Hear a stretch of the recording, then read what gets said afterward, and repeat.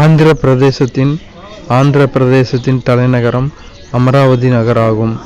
ஆந்திர பிரதேச மறுசீரமைப்பு சட்டத்தின்படி 2024 வரை ஹைதராபாத் நகரம் ஆந்திர பிரதேசம் மற்றும் தெலுங்கானா மாநிலங்களின் தலைநகரமாக இருக்கும். ஆரவல்லி மலைத்தொடர் ஆரவல்லி மலைத்தொடர் இந்தியாவிலேயே மிக பழமையான மடிப்பு மலைத்தொடராகும்.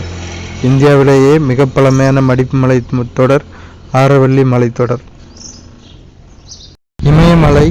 இமயமலை பல சிகரங்களின் இருப்பிடமாக உள்ளது. உலகில் உள்ள ஏனைய மலைத்தொடர்களை காட்டிலும் அதிகமான சிகரங்களை கொண்டுள்ளது.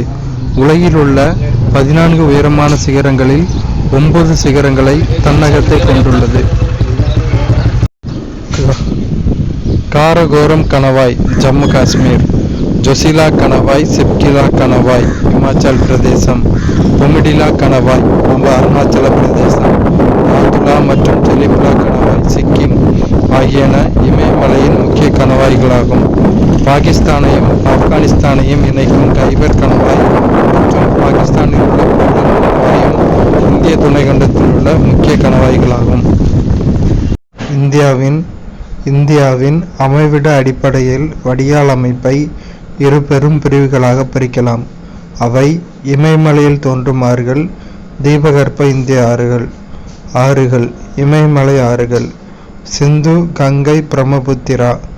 தீபகற்ப ஆறுகள்: நர்மதை, தபதி, மகாநதி, கோதாவரி, கிருஷ்ணா, காவிரி. இந்தியா 6 இயற்கை பிரிவுகளாக பிரிக்கப்பட்டுள்ளன.